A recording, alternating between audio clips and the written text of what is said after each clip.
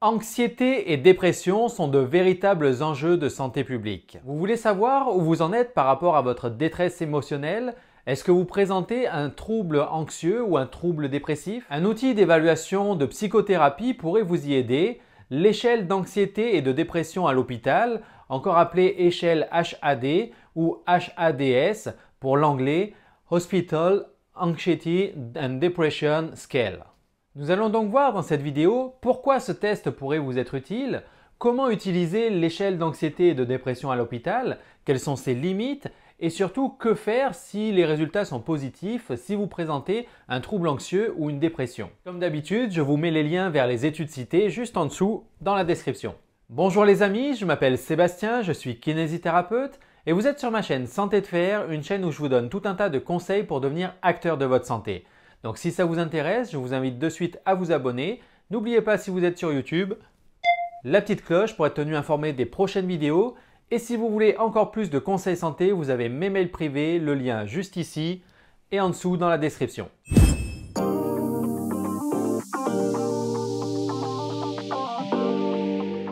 Il nous arrive à tous de nous sentir angoissés.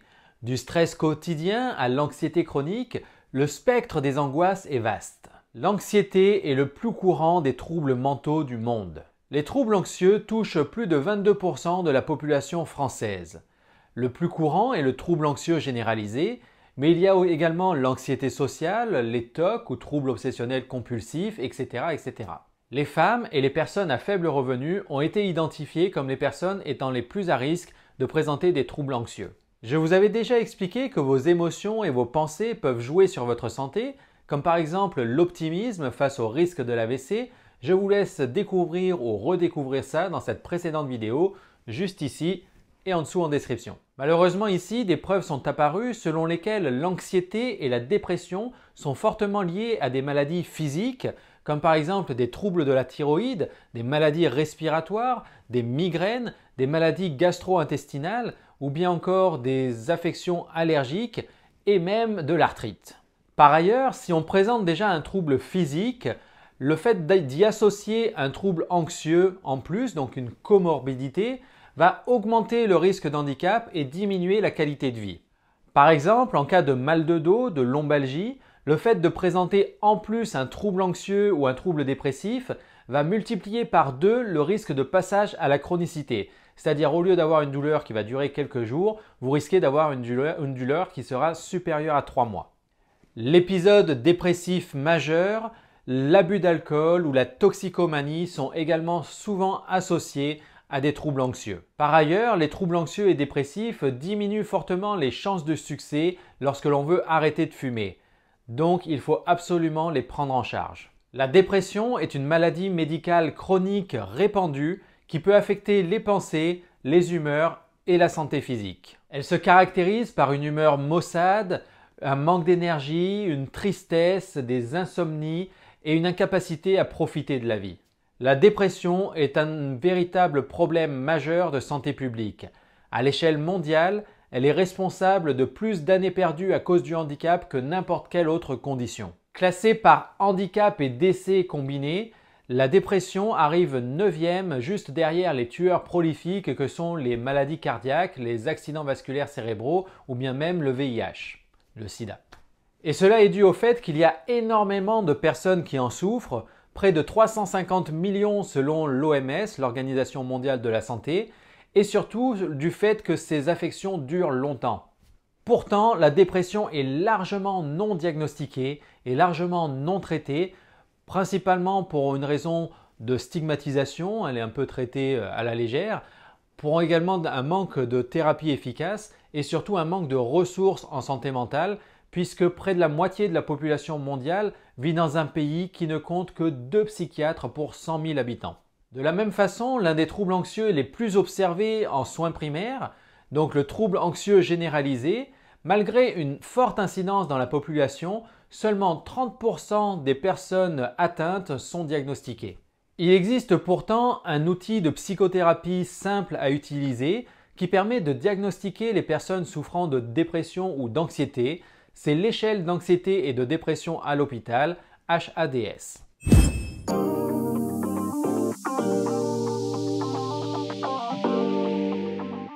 Cette échelle a été créée en 1983 par les professeurs Zygmunt et Snaith en langue britannique, mais depuis de nombreuses versions traduites ont été validées.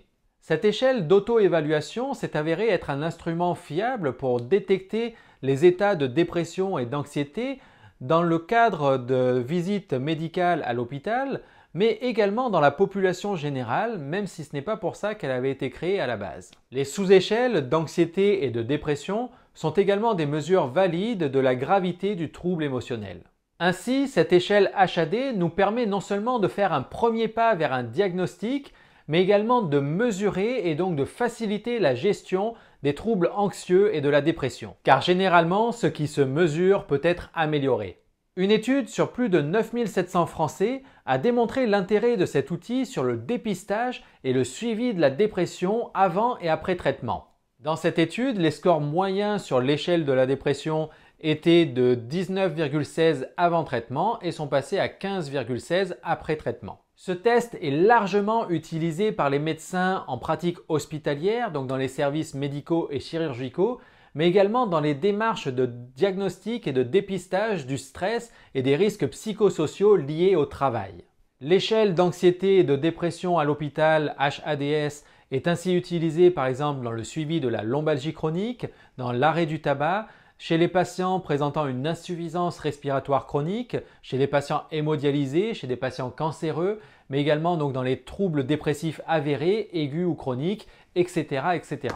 En effet, la connaissance de votre état émotionnel est importante pour votre médecin afin qu'il puisse adapter au mieux votre traitement.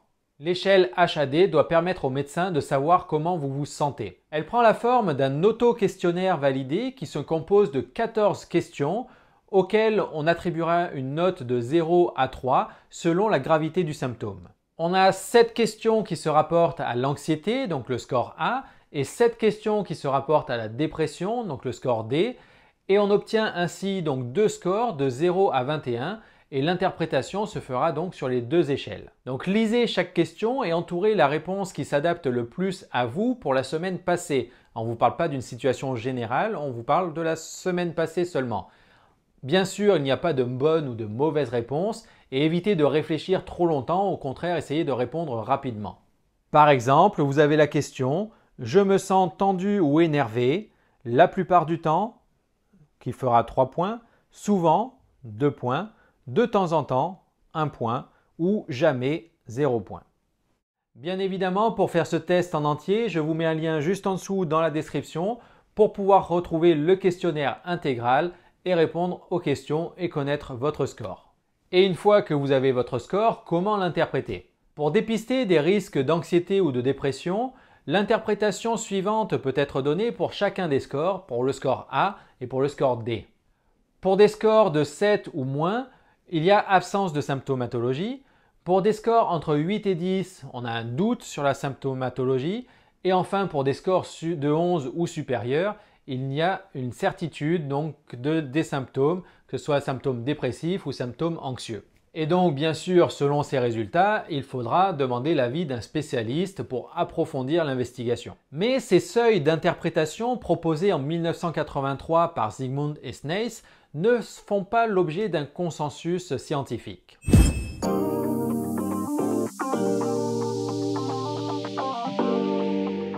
Un certain nombre de chercheurs ont exploré les données récupérées avec des échelles HAD afin d'établir un seuil déterminant en cas de dépression ou d'anxiété. Ainsi, Bjelland et ses collaborateurs, en 2002, ont observé plus de 747 articles qui ont utilisé l'échelle HAD et ils ont déterminé un seuil à 8 sur 21 pour chacun des scores d'anxiété et de dépression. Pour l'anxiété, donc pour le score A, cela a donné une spécificité de 0,78 et une sensibilité de 0,9. Pour le score de dépression, cela a donné une spécificité de 0,79 et une sensibilité de 0,83. Pour rappel, en médecine, la sensibilité d'un test diagnostique est sa capacité à détecter un maximum de malades, donc avoir le moins de faux négatifs possible. Tandis que la spécificité de ce test est sa capacité à ne détecter que des malades et donc à avoir le moins de faux positifs possible. Aussi, pour Bjelland et ses collaborateurs, la spécificité et la sensibilité de l'échelle d'anxiété et de dépression à l'hôpital étaient similaires à d'autres questionnaires équivalents utilisés pour les mêmes fonctions. Ainsi, selon les chercheurs, l'échelle HAD s'est avérée efficace pour évaluer la gravité des symptômes et déterminer la présence de dépression ou d'anxiété chez des patients somatiques, chez des patients psychiatriques, en soins primaires ou même dans la population générale. Mais pour revenir sur le seuil d'interprétation, en 2013, Roberge et ses collaborateurs, après avoir observé des résultats sur plus de 14 800 Canadiens, ont déterminé un seuil à 10 pour l'anxiété et à 7 pour l'échelle de dépression.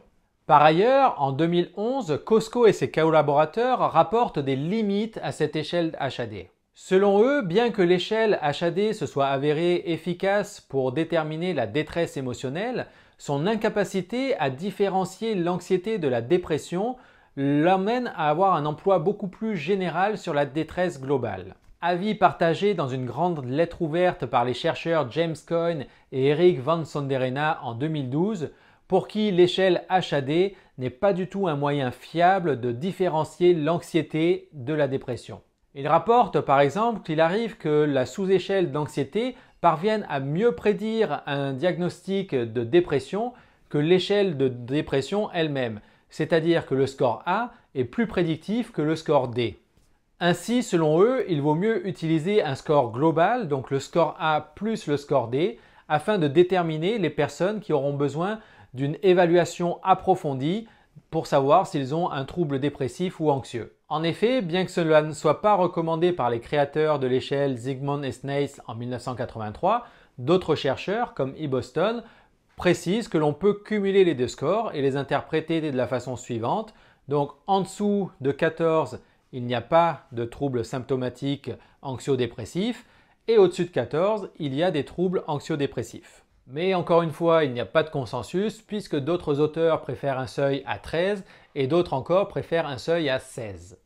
L'échelle HAD semble donc meilleure pour dépister la dépression plutôt que l'anxiété, puisque 2 items sur 14 sont très peu spécifiques de l'anxiété. Il y a même certains auteurs qui préconisent de limiter le questionnaire à 12 items. Par ailleurs, les chercheurs rappellent une faiblesse de ce test qui, lors de sa création, Zygmunt et Snaith ont délibérément, volontairement écarté des éléments somatiques pour qu'ils ne faussent pas les résultats chez des patients qui étaient vus en médecine et donc avec des maladies organiques. Ainsi, les éléments liés aux troubles du sommeil ou aux troubles de l'appétit ont volontairement été écartés. Mais les connaissances cliniques ont évolué depuis 1983 et l'on sait aujourd'hui que des troubles du sommeil ou des troubles de l'appétit peuvent être un bon indicateur de dépression. Alors, que faire avec les résultats de cette échelle HAD ?